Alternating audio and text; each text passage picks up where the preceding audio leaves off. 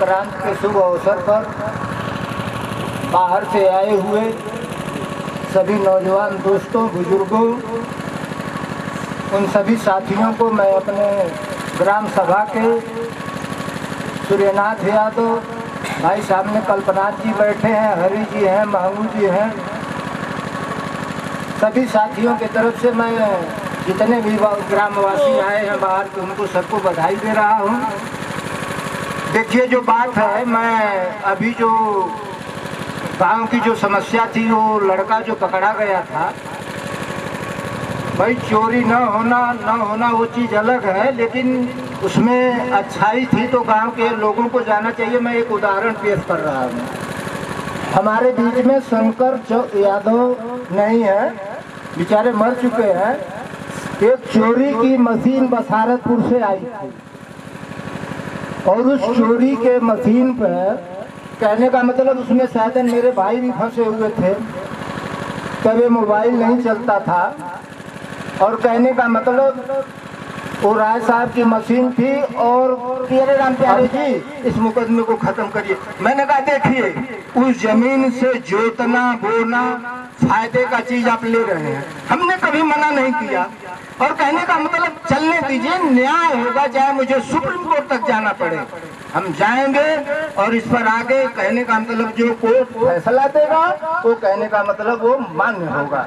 हम आपसे बता दें, हमने देखिए जो राजस्व विभाग है इलाहाबाद का, वहाँ से फैसला है नकल, अगर किसी सज्जन को और गांव के आदमी को चाहिए तो पढ़ सकता है।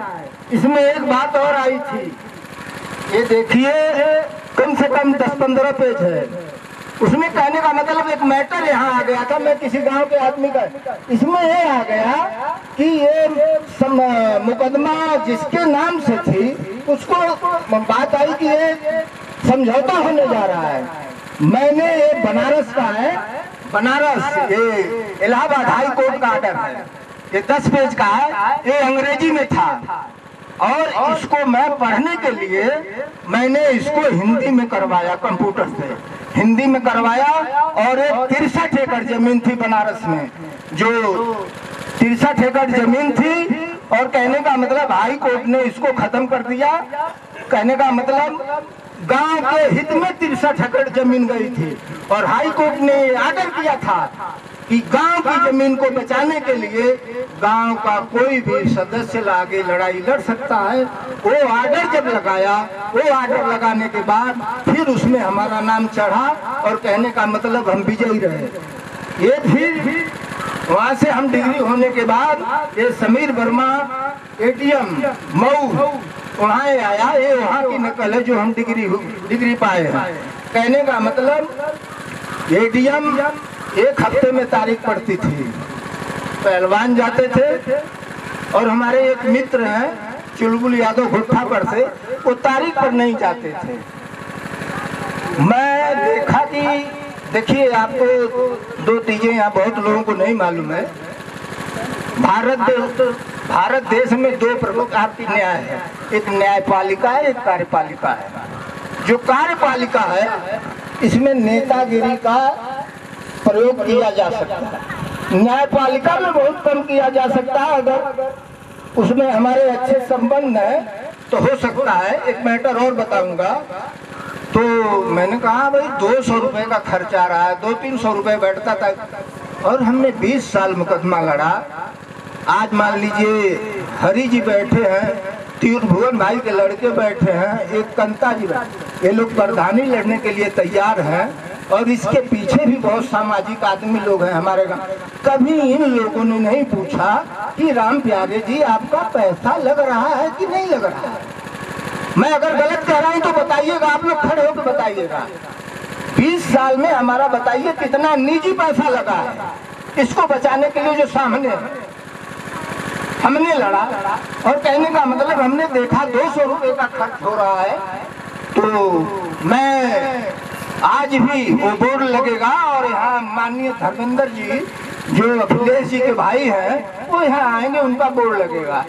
हम उनसे कहे कि देखिए ग्राम समाज की जमीन है और 20 साल हो गया, 20 साल हो गया। और कहने का मतलब जो हमारे विपक्ष में लड़ने वाला है उसमें से तो कई लोग मर गए, या मैं मर जाऊंगा तो मुझे लगता है फैसला हो नहीं पाएगा। तो धर्मेंद्र जी ने कहा कि अच्छा ठीक है। फिर हमने उनको कागज दिया और उन्होंने डीएम को बोला।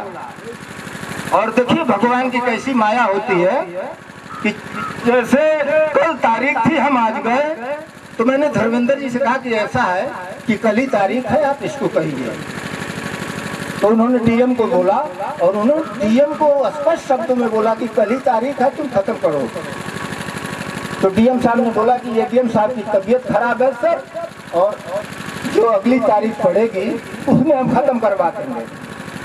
अब देखिए कितना यहाँ में कितना मोड़ आता है, इतने जो है वो खत्म क्या होगा, वो डीएम साहब का ट्रांसफर हो गया। बहुत गहराई से बात को समझिएगा आप लोग। डीएम साहब का ट्रांसफर हो गया। जब डीएम साहब का ट्रांसफर हो गया तो मैं फिर भाग के गया, पार्लियामेंट चल रही थी। तो मैंने कहा भाई ऐसा है कि वो डीएम साहब का तो ट्रांसफर हो गया, जो मुकदमा देख रहा है एडीएम समीर वर्मा, आप उसको कहिए। उन्होंने जो है भाई अखिलेश यादव उस समय मुख्यमंत्री थे और वहाँ फोन लगाने वाले 5 आदमी रहते थे। इसके बाद कहने का मतलब उन्होंने कहा भाई समीर वर्मा को फोन लगाओ। समीर वर्मा को फोन लगाया गया और समीर वर्मा से धर्मेंद्र जी ने बोला कि भाई आप इस मुकदमे को तत्काल खत्म करिए। समीर वर्मा ने उस मुकदमे को फिर टाल दिया आगे को। जब 2-3 तारीख पर सब लिखा हुआ है, तारीख भी भाई हम लिखते गए उनको बताते थे, तब तक नया डीएम आ गया था। लेकिन उन्होंने कहा कि अभी खत्म नहीं हुआ, तो उन्होंने कहा कि समीर वर्मा को ही लगाओ। तो उन्होंने समीर वर्मा फोन नहीं उठाया। जब समीर वर्मा फोन नहीं उठाया तो नए डीएम आ चुके थे, चार्ज ले लिए थे। धर्मेंद्र जी ने कहा कि डीएम को लगाओ। उन्होंने डीएम को फोन लगाया और मैं आपको बता रहा हूँ, मेरे सामने मेरी मेहनत का फल है जो आपके इसकी कसम खा के कह रहा हूँ। धर्मेंद्र ने कहा स्पष्ट शब्दों में, डीएम साहब कान खोल के सुन लो, मैं इस मैटर पर कई बार कह चुका हूँ, दोबारा मेरे को इस पर टेलीफोन न करना पड़े। और मैं एडीएम समीर वर्मा को भी बोल रखा हूँ। और सामने निर्मल जी खड़े हैं, चुलबुल जी थे।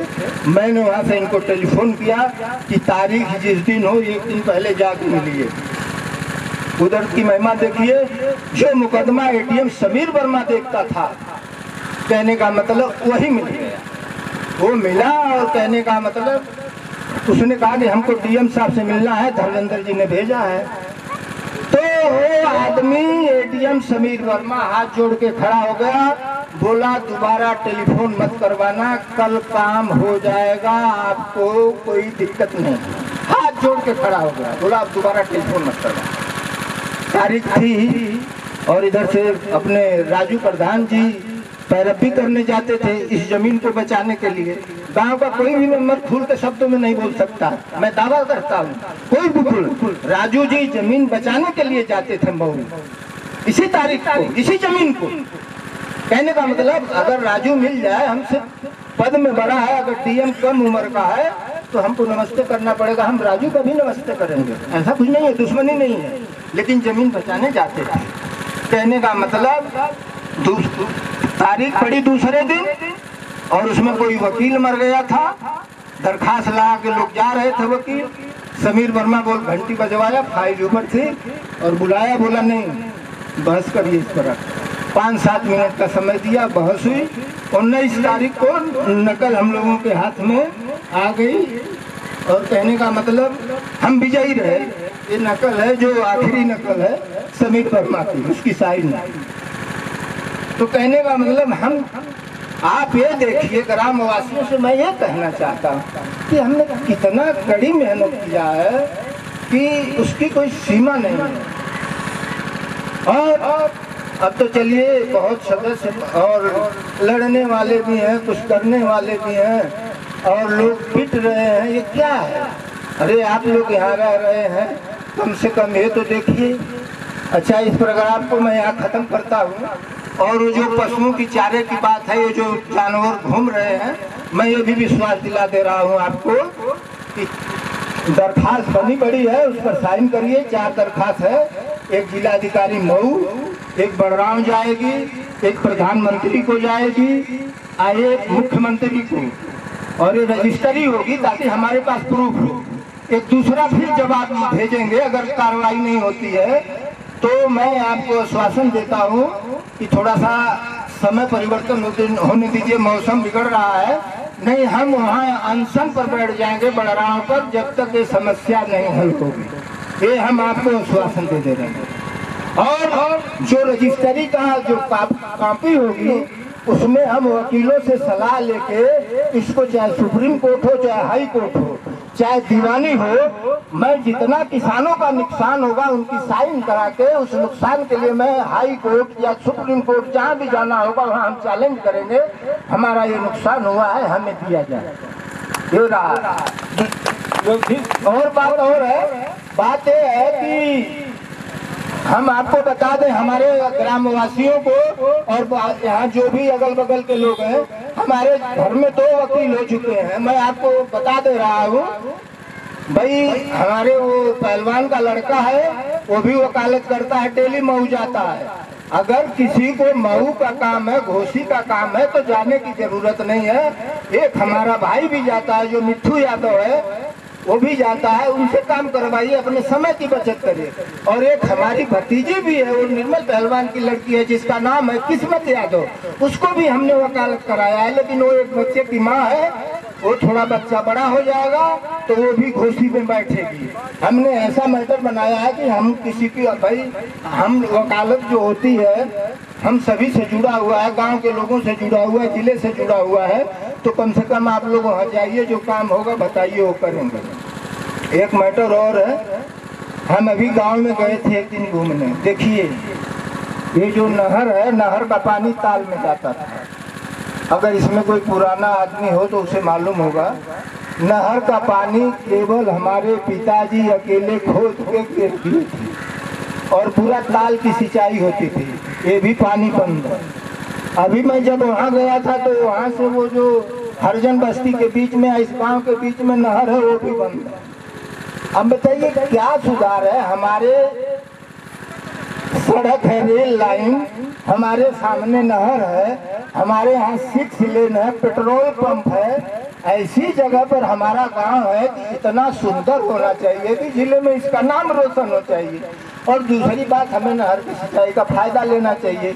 लेकिन दुर्भाग्य बस ये है कि भाई, दुर्भाग्य मानिए कि भगवान ही मालिक है, कम से कम इतना तो करिए कि भाई सिंचाई हो। लेकिन मैं ये आश्वासन देता हूँ कि इसका भी कोई हम रास्ता निकालेंगे कि वो भी नाली चालू हो, ये भी चालू हो, जिससे नहर का पानी ताल में जाए और उधर जाके कंचनपुर पिपरी और गांव की सिंचाई हो, इसकी भी व्यवस्था करी जाएगी। दूसरी बात यह है कि देखिए, जो जानने और पहचान की बात है, मैं यहाँ समय दूंगा, अब 20-22 दिन रहूंगा, और जानने वालों की जो बात आप कर रहे हैं, पहले मकान कच्चा हुआ करता था तो आदमी पक्का था, अब मकान पक्का हो गया तो आदमी कच्चा हो गया। कल्पना जी गलत तो नहीं बोल रहे हैं? अब जो है वो ताकत शक्ति आदमी में नहीं रह गई, मशीनरी युग हो गया। जानने वालों में देखिए, मैं आपको बता दूं, मेरे को चंद्रशेखर जी भी जानते थे, कल्पनाथ राय जानते थे। कल्पनाथ राय जी की देन है कि आज हमारे सदाफल भाई एक रिश्तेदार नौकरी कर रहे हैं। खैरुल बसर अंसारी मऊ जिले से निर्दल विधायक थे, स्वतंत्रता सेनानी थे, वो जिला पंचायत अध्यक्ष हुए, हमारे मित्रों में थे, वो हमारे यहाँ जाते थे, रुकते थे। जो हमारे भाई, हमने उनसे कहा कि भाई इस भाई को कोई नौकरी, उन्होंने जिला पंचायत मऊ में लगाया। कहने का मतलब, जानने वालों को इस्मत यादव हमको जानते थे, राम नरेश जी हमको जानते थे, चंद्रजीत यादव हमको जानते। जिन नेताओं का मैं नाम ले रहा हूँ, इनमें ताकत थी, इनमें शक्ति थी। अभी मैं इतना दिन से रह रहा हूँ, पेपर पढ़ रहा हूँ, मैंने कहा एक दिन अपने विधायक जी से मिल लेते हैं और पशुओं के बारे में बात रखते हैं। लेकिन कभी पेपर में ये नहीं आया कि भाई वो यहाँ आ रहे हैं या जा रहे हैं, क्या कुछ नहीं। कहने का मतलब तो गांव का विकास होना चाहिए। और कहने का मतलब ये है कि भाई सबसे ज्यादा जो जोर है, एक तो दूसरी बात, हम जितने भी गांव के सदस्य आए हुए हैं, शराब पीजिए लेकिन उसकी शोभा मार्केट में मत बनाइए, परिवार में मत बनाइए। कल्पना जी गलत तो नहीं कह रहा हूँ, अभी नहीं कि आप पी के सड़क पर नाचिए कूदिए, ये गलत बात है। उससे परिवार का बहुत बड़ा नुकसान होता है। और कहा गया है, मैं पढ़ा तो बहुत कम हूँ, लेकिन कहा गया है charity begins at the home. इसका अर्थ ये हुआ कि बच्चा सद्गुणों का पाठ पहले घर में पढ़ता है, उसके परिवार होते हैं, उसके माँ बाप आदर्श होते हैं। तो कहने का मतलब पहले गुरु तो माँ बाप हो गए, वो तो बाद में टीचर होता है ना। कहने का मतलब तो इस सब चीजों का बहुत ध्यान रखिए। खाली जेब खाली पेट, खाली जेब खाली पेट, इसके लिए कोई गुरु नहीं होता है। एक खुद रास्ता बताने लगता है कि हम क्या करेंगे। खाली पेट खाली जेब, भाई पेट है तो आपको भूख की जरूरत होगी तो आपको कहीं भाग के जाना, भाई खाली जेब पैसा नहीं है तो इसका भी रास्ता, या तो किसी से मांगिए नहीं काम करिए। तो कहने का मतलब बातें बहुत हैं। और कहने का मतलब आज भी हमारे संबंध हैं, लेकिन यूपी में कम है, बाहर के नेताओं से हैं। लेकिन अब थोड़ा सा हम भी 60 साल से ज़्यादा के हो चुके हैं, उम्र भी अब कहने का मतलब, लेकिन हम अपने सिस्टम से आज भी चलते हैं और जिंदा है। और हर आदमी को देखिए, रोग नहीं है, आदमी रोग को बुलाता है। मैं आपको उदाहरण दे रहा हूँ, रोग नहीं है, आदमी रोग को बुलाता है। जैसे कि अमेरिका में एक बार एक आदमी क्या किया, जो मैंने कहा ना कि ये 4 स्टेट न हो, हरियाणा, राजस्थान और पश्चिमी उत्तर प्रदेश और पंजाब, भट्ठा पारसौल था। आपने नोएडा में कभी पता कर लीजिए, भट्ठा पारसौल नोएडा के अंदर एक गाँव है। और वहाँ जमीन अधिकतर बिकी हुई है, गाजियाबाद, नोएडा। वहाँ किसानों ने और औरतों ने वहाँ धरना दिया। और धरना देने के बाद कहने का मतलब वो डीएम कार्यालय पर जा रहे थे, वहाँ गोली चली। और गोली जब चली है तो उसमें कुछ आदमी भी मरे थे, कुछ औरत भी मर गई थी। और मरने के बाद वहाँ कहने का मतलब केंद्र में कांग्रेस की सरकार थी और शायद यूपी में बहन जी थी। तो राहुल गांधी स्कूटर से आया था और स्कूटर से आके देखा वहाँ की हालत को, और उसने जाके पार्लियामेंट में उसी का बनाया हुआ कानून जो आज जो आपको 4 लेन में जिनकी जमीन मिली है, जिनको पैसा मिला है, वो कांग्रेस की देन है। वो राहुल गांधी ने बनवाया था उस कानून को। उसको सन 2014 में मोदी जी चेंज कर रहे थे, क्योंकि उस कानून में ये भी लागू हो गया है कि किसान की जमीन जबरदस्ती नहीं ली जाएगी। ये कानून बन गया, लेकिन उसको मोदी जी बदल रहे थे, लेकिन थोड़ा सा दबाव बढ़ा तो बदल नहीं पाए। मैं आपको आज बता दे रहा हूँ, सभी लोग बढ़ गए, ये देश का सबसे खतरनाक प्रधानमंत्री है। जैसे पेड़ में वो दीमक नहीं घुस जाता है, और जब पेड़ गिर जाता है तभी संकल्प होता है। और कहने का मतलब आपको एक चीज और बता दें, ये हालात बहुत खराब कर देगा। जो गरीब है वो गरीब रह जाएगा, जो अमीर है वो अमीर रहेगा। इसका सिस्टम यही है। इसने सरकारी चीजों को खत्म कर रहा है और 2-4 लोगों को कब्जा कर देगा। और कहने का मतलब जब आप बिल्कुल रोड पर आ जाएंगे, कहना तो बहुत कुछ है, लेकिन अब आगे आप लोगों का कभी अवसर मिलेगा तो हम और चीजें भी बताएंगे। मैं अपनी बात